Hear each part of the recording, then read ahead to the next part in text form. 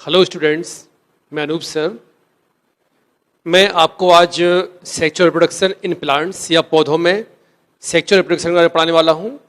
मैंने आपको पिछले वीडियो में पौधों के मेल रिप्रोडक्टिव ऑर्गन्स यानी कि पुमंग के बारे में बताया था और लास्ट में मैंने आपको ये समझाया था कि कैसे पुमंग में सूक्ष्म बीजाणु बनते हैं। लेकिन आज हम जो पढ़ने वाले हैं वो है हमारा जायांग। देखिए, ध्यान देखिए, जायांग इसे बोलते हैं इंग्लिश में गाइनोसियम। ये मादा जनन अंग होता है यानी फीमेल रिप्रोडक्टिव ऑर्गन्स कहलाता है। किसी प्लांट में, किसी पौधे में जो पुष्प होते हैं उसमें जायांग पाया जाता है। मैंने आपको पिछले वीडियो में बताया था कि पुष्प के 4 भाग होते हैं, पुमंग और पुंकेसर बताए थे मैंने आपको, इधर जायांग बताया था। देखिए, जायांग में एक या एक से अधिक होते हैं अंडप। अंडप का नाम होता है कार्पेल। ध्यान रखिएगा, पौधों के हिसाब से होते हैं। कई पौधों में एक ही अंडप होता है तो कई में बहुत सारे होते हैं, इसे हम कार्पेल बोलते हैं। कार्पेल के 3 पार्ट करते हैं या 3 पार्ट होते हैं। सबसे ऊपर का पार्ट जो है वो हमारा कहलाता है वर्तिकाग्र या स्टिग्मा। ध्यान से देखिएगा। बीच वाला पार्ट कहलाता है वर्तिका या स्टाइल। सबसे नीचे का भाग होता है जो उसे बोलते हैं अंडाशय या ओवरी। 3 पार्ट होते हैं, ध्यान रखिएगा। हम लोग पढ़ रहे हैं अंडप के बारे में। मैं आपको डायग्राम दिखाऊंगा बाद में, पहले आप थोड़ा समझ लीजिए। तो अंडप के 3 भाग बता दिए मैंने आपको, स्टिग्मा, स्टाइल और ओवरी। अब इनके बारे में नहीं पढ़ना, हमें पढ़ना है सिर्फ इसके बारे में यानी ओवरी के बारे में। अब देखिए, ओवरी क्या चीज है। किसी भी कार्पेल में या अंडप में ओवरी के अंदर कई छोटी छोटी गोलाकार रचनाएं होती हैं जिन्हें हमने नाम देते हैं बीजांड, ओव्यूल या दूसरा नाम देखिए महाबीजाणु धानियां। इसे हम बोलते हैं मेगास्पोरेंजिया। ध्यान से देखिएगा, हम लोग पढ़ रहे हैं ओवरी के बारे में। ओवरी के अंदर कई छोटी गोलाकार रचनाएं होती हैं जिन्हें हम ओव्यूल या मेगास्पोरेंजिया कहते हैं। अब इसके बाद हमें क्या पढ़ना है कि आखिर बीजांड जो पढ़ रहे हैं ओव्यूल, इसका स्ट्रक्चर क्या है यानी कि संरचना क्या है, इसके अंदर क्या क्या होता है। तो देखिए, पॉइंट देखिए ध्यान से, मैंने लिख दिए हैं पॉइंट। कई स्टूडेंट्स ने मुझसे कहा था कि पॉइंट लिखने से ज्यादा अच्छे समझ में आ जाता है, इसलिए मैंने इस बार सारे पॉइंट्स लिख दिए हैं। आप पॉइंट्स को केयरफुली देखते चले, समझ में आएगा आपको। चलिए देखिए, शुरू करते हैं हम लोग।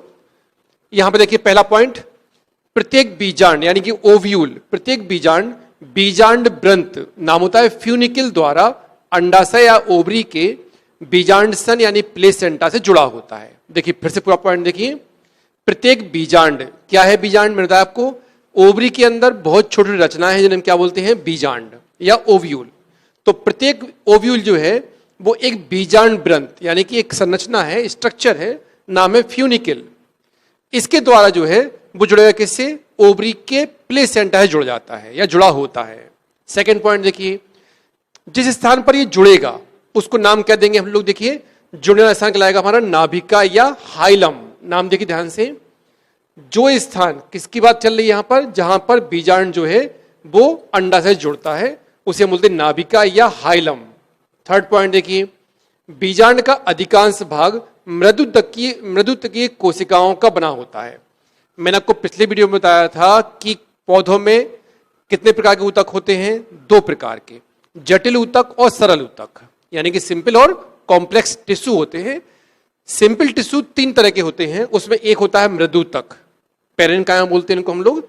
तो जो बीजांड है उसका अधिकांश भाग किसका बना होगा, पेरेन्काइमा सेल्स का बना होगा। इसे हम नाम क्या देते हैं, बीजांडकाय या न्यूक्लियस। ध्यान रखिएगा, किसका हम लोग क्या पढ़ रहे हैं, बीजांड के बारे में पढ़ रहे हैं यानी कि ओव्यूल के बारे में। तो ओव्यूल जो है उसका अधिकांश भाग किन कोशिकाओं का बना होता है, यानी कि मृदुतकीय कोशिकाओं का बना होता है। इसको हम नाम देते हैं बीजांडकाय या न्यूक्लियस। चलिए नेक्स्ट देखिए, बीजांडकाय 1 या 2 आवरण से ढका होता है। जो बीजांडकाय यानी कि इसके बारे में बात चल रही है, बीजांडकाय जो कि ओव्यूल के अंदर होगा, इसमें 1 या 2 आवरण होते हैं जिससे ढका रहता है। इन्हें आवरण के नाम दिए जाते हैं बाहरी व भीतरी अध्यावरण। देखिए नाम होता है हिंदी में अध्यावरण, इसे बोलते हैं इंटेगुमेंट। तो नाम ध्यान से देखिएगा क्या है, बीजांडकाय जो है वो 1 या 2 आवरण से ढका होता है। बाहरी आवरण को बोलते हैं बाहरी अध्यावरण और भीतरी को भीतरी अध्यावरण यानी इंटेगुमेंट होंगे। 2 आउटर इंटेगुमेंट और इनर इंटेगुमेंट। अभी मैं आपको डायग्राम दिखा के समझाता हूं। फिर ये देखिए नेक्स्ट देखिए, बीजांड के मध्य में यानी कि बीजांडकाय है, देखिए बीजांडकाय कहां है हमारा, न्यूक्लियस। बीजांडकाय के मध्य में एक थैली समान रचना होती है जिसे नाम क्या दिया गया है, देखिए भ्रूण कोश, एम्ब्रियो सैक। बीजांड काय के मध्य में एक थैली समान रचना होती है जिसे भ्रूण कोश कहते हैं। आगे देखिए, अब जो भ्रूण कोश है, देखिए ध्यान से, एम्ब्रियो सैक, भ्रूण कोश यानी कि जिसमें भ्रूण रहता है, भ्रूण एम्ब्रियो होता है, अभी दिखाऊंगा मैं आपको। भ्रूण कोश में 3 कोशिकाएं होती हैं, निभाग यानी चलेजा की ओर, नाम ध्यान रखना। भ्रूण कोश का जब हम स्ट्रक्चर देखेंगे तो आपको समझ में आएगा कि भ्रूण कोश में 3 कोशिकाएं जो हैं वो होंगी चलेजा या निभाग की ओर। निभाग क्या होता है, ये बीजांड काय का आधार भाग है। जो बीजांड काय होता है उसके आधार को बोलते हैं हम लोग निभाग। ठीक है, अब देखिए निभाग की होती हैं, इन्हें हम बोलते हैं प्रतिमुख कोशिकाएं या एंटीपोडल सेल। इनको नाम दिया गया है प्रतिमुख कोशिकाएं या एंटीपोडल सेल। अब देखिए मध्य में, यानी कि जो बीजांड काय होता हमारा ये, सॉरी भ्रूण कोश, भ्रूण कोश के मध्य में 2 ध्रुवीय केंद्रक, देखिए यहां पर ये लिखा हुआ है मध्य में, तो ये हमारा है भ्रूण कोश के मध्य में 2 ध्रुवीय केंद्रक होते हैं। नाम देते हैं हम लोग इनको पोलर न्यूक्लियाई, ध्रुवीय केंद्रक को पोलर न्यूक्लियाई। और 3 कोशिकाएं बीजांड द्वार की ओर होती हैं। मध्य कोशिका, अब इन 3 कोशिकाओं में मध्य कोशिका जो है बुलाती है अंड कोशिका, एग सेल बोलते हैं इसको। और दाएं बाएं जो कोशिकाएं होती हैं उन्हें बोलते हैं सहायक कोशिकाएं, इन्हें बोलते हैं सिनर्गिड्स। तो देखिए ये सारे पॉइंट जो हैं एक ओव्यूल के हैं, यानी कि ओव्यूल क्या होता है, उसके अंदर कैसा स्ट्रक्चर होगा उसके बारे में हमने आपको लिखा है यहां पर। आप ध्यान से इनको देखिए, मैं आपको इनका डायग्राम दिखाता हूं।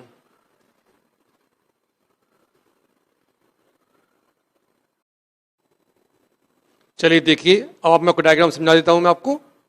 देखिए जायांग का डायग्राम जो है ना, वो मैंने आपको लास्ट वीडियो में दिखाया हुआ था, एक फ्लावर का डायग्राम है, उसमें जायांग दिखाई देगा। लेकिन जो हम सामने देखने वाले हैं ये है एक अंडप। देखिए ध्यान से, अंडप मैंने आपको भी बताया था, इससे पहले समझाया था बोर्ड पर। सबसे ऊपर का पार्ट अंडप का जो होता है उसे बोलते हैं हम लोग वर्तिकाग्र या स्टिग्मा। बीच का पार्ट होता है उसे बोलते हैं स्टाइल या वर्तिका। सबसे नीचे का पार्ट जो होता है उसे बोलते हैं अंडाशय या ओवरी। ध्यान देखिएगा, दिखाई पड़ रहा होगा आपको। ओवरी के अंदर देखिए लिखा हुआ है ओव्यूल। हमें इसी के बारे में पढ़ना है, बाकी स्ट्रक्चर जो है वो बाद में पढ़ेंगे, जो काम आएगा बाद में। लेकिन पहले हमें जानकारी करनी है कि ओव्यूल क्या होता है। तो देखिए ये स्ट्रक्चर जो आपको दिखाई पड़ रहा है, बीच में नाम लिखा हुआ है ओव्यूल, इसे बोलते हैं बीजांड या महाबीजाणुधानियां। चलिए अब सेकंड डायग्राम देखते हैं जो इसमें काम आने वाला हमारा। ये देखिए, ये है ओव्यूल की संरचना, यानी कि बीजांड की संरचना। जो मैं आपको पॉइंट लिखवाए हुए थे, आप उन्हीं पॉइंट्स को सारे देखते जाइए, मैं आपको समझाता चलता हूं। देखिए पहला पॉइंट था प्रत्येक बीजांड, बीजांड ग्रंथ, देखिए लिखा हुआ है फ्यूनिकल। देखिए यहां लिखा हुआ है फ्यूनिकल द्वारा अंडाशय के बीजांड सन से प्लेसेंटा से। अंडाशय कौन सा था, जो से हमने पहले देखा था ओवरी, ये अंडाशय था हमारा।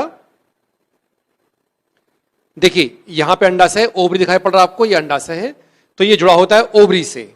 इसके बाद देखिए इस डायग्राम को, सेकंड पॉइंट था जुड़ने वाला स्थान होगा जहां से जुड़ता उसे बोलते हैं हम लोग हाइलम। देखिए लिखा हुआ है हाइलम, ये है दूसरा स्थान हमारा पॉइंट।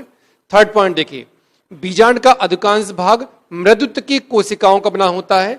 जो आपको दिखाई पड़ रही है पीछे पूरी कोशिकाएं जो भरी हुई हैं, ये सारी कोशिकाएं होती हैं हमारी मृदुत्व की कोशिकाएं या पेरेन्काइमा सेल। इसे हम नाम क्या देते हैं, देखिए यहां लिखा है न्यूक्लियस। ये हमारा क्या होता है, बीजांड काय। इसी के बारे में पूरा पढ़ना हुआ है हमें, ये लिखा हुआ न्यूक्लियस या बीजांड काय। अब नेक्स्ट देखिए, बीजांड काय जो बीच वाला हिस्सा पूरा है 1 या 2 आवरण से ढका होता है। मैंने आपको लिखवाया था, देखिए लिखा हुआ इंटेगुमेंट्स, आपको दिखाई पड़ रहे होंगे। यहां पे 2 लाइन दिखाई पड़ती हैं, देखिए एक ये है एक ये है, तो ये कहलाते हैं आवरण। बाहरी आवरण यानी कि आउटर इंटेगुमेंट और भीतरी इनर इंटेगुमेंट। नेक्स्ट पॉइंट देखिए, बीजांड काय के अग्रभाग का आवरण अपूर्ण होता है, इस पर एक छिद्र होता है जिसे हम बीजांड द्वार या माइक्रोपाइल कहते हैं। देखिए यहां पर ये लिखा हुआ माइक्रोपाइल, यहां पे ये बंद नहीं है, यानी कवर नहीं किया गया है, खुला हुआ हिस्सा है यहां से, तो यानी ये हमारा कहलाएगा बीजांड द्वार। नेक्स्ट देखिए, बीजांड काय के मध्य में एक थैली समान रचना होती है। तो देखिए बिल्कुल बीच में दिखा हुआ आपको, ये दिख रहा है थैली समान संरचना है ये, इसे नाम देते हैं हम लोग एम्ब्रियो सैक या भ्रूण कोश। नेक्स्ट पॉइंट देखिए, भ्रूण कोश। अब इस वाले डायग्राम को आप छोड़ के इसको देखिए, ये डायग्राम जो है इतने हिस्से को जूम करके यहां दिखाया गया है। देखिए अब नेक्स्ट पॉइंट, भ्रूण कोश यानी एम्ब्रियो सैक में 3 कोशिकाएं निभाग या चलेजा। देखिए चलेजा कहां पे है, ऊपर की ओर, तो ये कोशिकाएं कहां पे मानी जाएंगी? ये ऊपर की ओर 3 कोशिकाएं देखिए आप, 1 2 3 दिखाई पड़ रही हैं। इन्हें बोलते हैं, निभाग की ओर है, इन्हें बोलते हैं प्रतिमुख कोशिकाएं या एंटीपोडल सेल। तो देखिए वहां लिखा हुआ है एंटीपोडल्स। 3 कोशिकाएं जो है वो ऊपर की ओर। नेक्स्ट देखिए, मध्य में 2 ध्रुवीय केंद्रक, देखिए लिखा हुआ है पोलर न्यूक्लियाई, ये 2 केंद्रक मध्य में है। और तीसरा पॉइंट देखिए, 3 कोशिकाएं यानी कि भ्रूण कोश के 3 कोशिकाएं जो हैं वो बीजांड द्वार, बीजांड द्वार कहां पे है? नीचे की ओर बीजांड द्वार की होती हैं। बीच वाली कोशिका कहलाएगी हमारी अंड कोशिका या एग सेल, और जो 2 कोशिकाएं होंगी दाएं बाएं उन्हें बोलते हैं सिनर्गिड्स या सहायक कोशिकाएं। तो ये हमारा स्ट्रक्चर देख लीजिए ध्यान से, ये हमारा स्ट्रक्चर है कि कैसे एक बीजांड या ओव्यूल की संरचना होती है। चलिए अब मैं इसके बाद आपको आगे समझा देता हूं।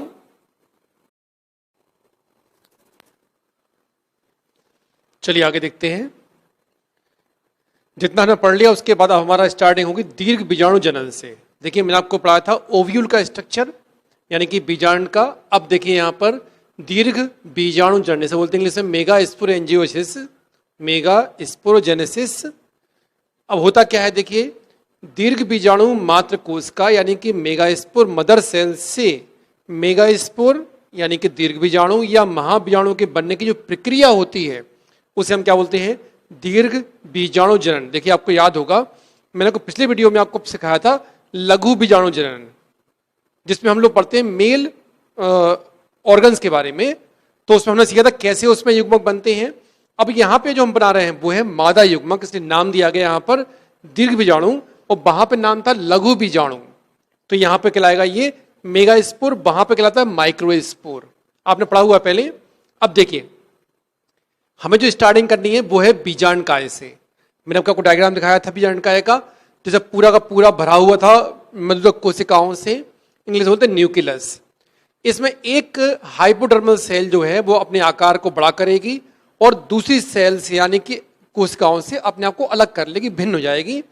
पिछले वीडियो में आपने पढ़ा था नर युवक बनने की प्रक्रिया, तब भी ऐसा हुआ था कि हाइपोडर्मल सेल जो है वो चेंज हुई थी और 2 भागों में बटी हुई थी।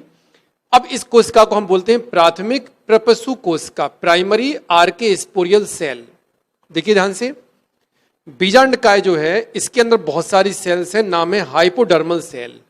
ये अपने आकार में बढ़ेगी यानी कि इसका केंद्रक बढ़ेगा, ये आकार में बढ़े करेगी, जीवदत्त बढ़ेगा और ये दूसरी कोशिकाओं से अपने आप को डिफरेंट या अलग कर लेगी।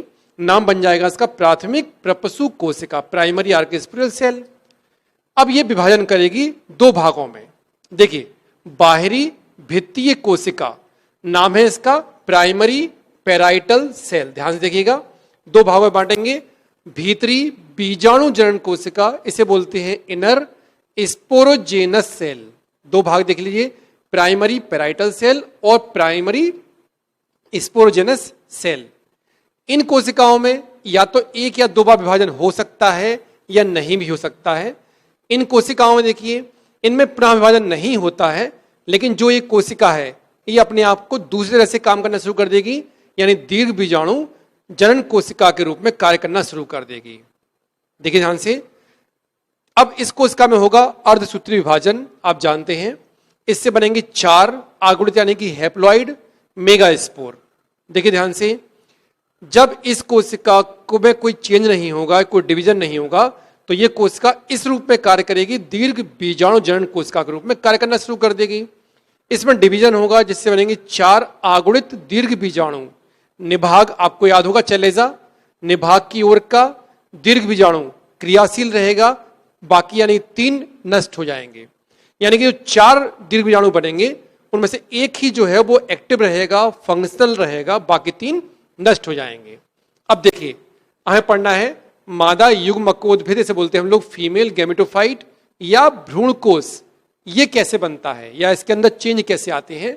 देखिए क्रियात्मक दीर्घ बीजाणु से शुरू होगा, ये मैंने आपको बताया था। अभी देखिए यहां पर इन 4 में से एक फंक्शनल यानी क्रियात्मक रहेगा, 3 नष्ट हो जाएंगे। तो यहीं से स्टार्ट होगा, क्रियात्मक दीर्घ बीजाणु से प्रारंभ होगा। बीजाणु का केंद्रक यानी कि जो एक कोशिका है ये, इसका केंद्रक पहले अपने आप को 2 भागों में विभाजित करेगा, 2 भागों में डिवाइड करेगा। इससे बन जाएगी 2 संतति केंद्रक, इसे बोलते हैं डॉटर न्यूक्लियाई, बोलते हैं इसको हम लोग संतति केंद्रक। देखिए दोनों केंद्रकों का दोनों ध्रुवों की ओर, यानी कि आपने डायग्राम दिखा हुआ है, एक सर्किल है, तो ऊपर का और नीचे का ध्रुव कहलाएंगे दो। तो देखिए दोनों केंद्रकों का दोनों ध्रुवों की ओर बढ़ना, एक बीजांड द्वार की ओर बढ़ता है और दूसरा निभाग यानी चलेजा की ओर बढ़ता है। इन दोनों केंद्रकों में फिर डिवीजन होगा तो ये 4 केंद्रक बन जाएंगे, फिर इन 4 केंद्रकों में फिर डिवीजन होगा तो ये 8 केंद्रक बन जाएंगे। 4 जाएंगे बीजांड द्वार की ओर, 4 रहेंगे निभाग की ओर। समझ में आ गया होगा? सिंपल है, सिर्फ से एक केंद्रक का डिवीजन हो रहा है इसमें। एक केंद्रक बीजांड द्वार की ओर से एक निभाग की ओर, यानी कि एक ऊपर से एक नीचे से बीच में आना शुरू करेंगे। देखिए मध्य की ओर गति करेंगे और ये कहलाएंगे ध्रुवीय केंद्रक। मैंने आपको डायग्राम दिखाया था अभी, उसमें फिर दिखा दूंगा मैं ध्रुवीय केंद्रक कहां होते हैं। ये दोनों ध्रुवीय केंद्रक जो है देखिए मिलकर बनाएंगे द्वितीय केंद्रक, इसे बोलते हैं लोग सेकेंडरी न्यूक्लियाई, और इन्हें बोलते हैं पोलर न्यूक्लियाई। ये दोनों मिलकर बन जाएंगे सेकेंडरी न्यूक्लियाई। अब देखिए यहां से एक कोश, यहां पे एक केंद्रक कम हुआ, यहां पे एक केंद्रक कम हुआ, तो 3-3 केंद्रक अभी भी बीजांड द्वार और निभाग की ओर हैं। बीजांड द्वार की ओर के जो केंद्रक हैं उनके बीच में एक भित्ति बन जाएगी, एक बॉल बन जाएगी, एक अंडकोशिका बनेगी उसमें से, इसे हम मादा युग्मक भी बोलते हैं, और 2 सहायक कोशिकाएं बन जाएंगी, यानी कि 3 जो होंगी उनमें से एक बनेगी एग सेल और दो बनेंगी हमारी सिनर्गिड्स।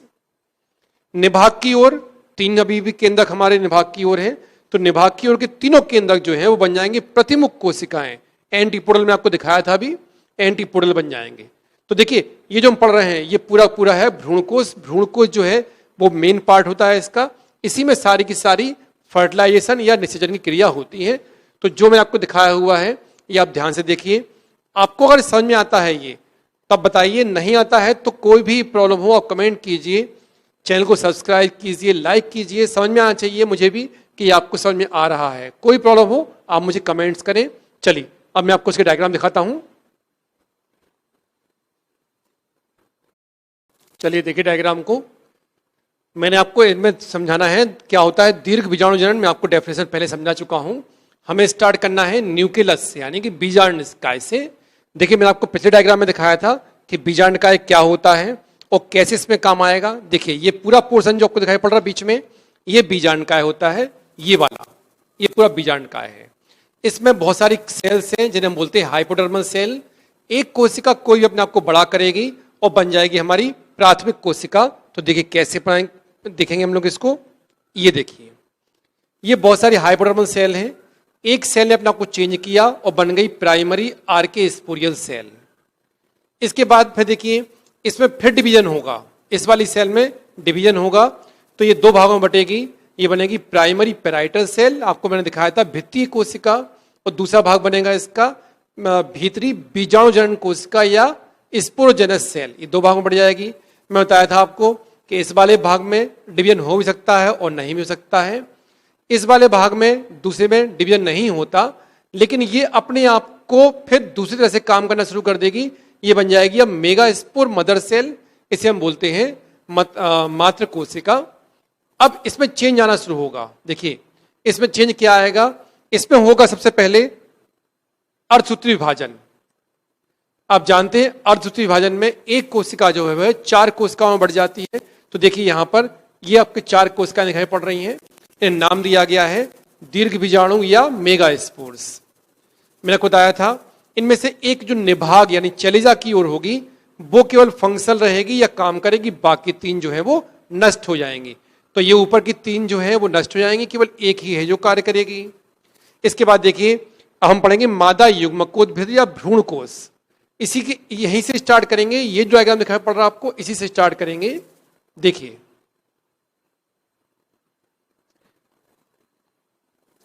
ऊपर के 3 जो है वो नष्ट हो जाएंगे, केवल एक ही काम करेगा। ये हमारा क्या आएगा, पूरा पूरा क्रियात्मक दीर्घ बीजाणु। अब देखिए इसमें क्या होगा, सबसे पहले जो केंद्रक है, जो एक केंद्रक था वो 2 भागों में बट गया। देखिए 2 भाग बट गए, एक यहां पहुंच गया, एक नीचे पहुंच गया। ये 2 ध्रुव होते हैं। इसके बाद यही केंद्रक फिर 2 भागों में फिर बढ़ जाएगा, तो 2 ऊपर और 2 नीचे हो जाएंगे। इस तरह से 4 केंद्रक में बन जाएगा ये। इसका फिर इसमें चेंज आएगा। देखिए यहां पर 4 केंद्रक यानी कि डिवीजन हो गया, 4 केंद्रक बढ़ गए। अब एक केंद्रक यहां से और एक केंद्रक यहां से जाएगा बीच में, तो ये बन जाएंगे ध्रुवीय केंद्रक। 3 कोशिकाएं ऊपर, 3 केंद्रक ऊपर और 3 नीचे अभी भी रहेंगे। ये 2 बन जाएंगे हमारे द्वितीय केंद्रक, इन्हें पोलर न्यूक्लियाई बोलते हैं। अब ऊपर की जो कोशिकाएं हैं उनमें चेंज देखिए, ऊपर की कोशिका जो है उसमें एक बन जाएगी अंड कोशिका और दो बन जाएंगी सहायक कोशिका, ये हमारी बीजांड द्वार की ओर है। और नीचे देखिए आप, ये तीनों बन जाएंगी एंटीपोडल या प्रतिमुख कोशिकाएं। बीच में जो दोनों केंद्रक हैं जिन्हें हम नाम दिया पोलर सेल या पोलर न्यूक्लियाई, ये बन जाएंगे हमारे सेकेंडरी या द्वितीयक केंद्रक या न्यूक्लियस। तो ये जो डायग्राम दिखाई पड़ रहा है आपको, जब हम पढ़ेंगे इसका फर्टिलाइजेशन तो यही डायग्राम हमारा काम करेगा उसमें, ध्यान से देख लीजिए। और नहीं समझ में आए तो आप मुझे बताइए, मैं आपको दोबारा समझा दूंगा या बता दूंगा आपको।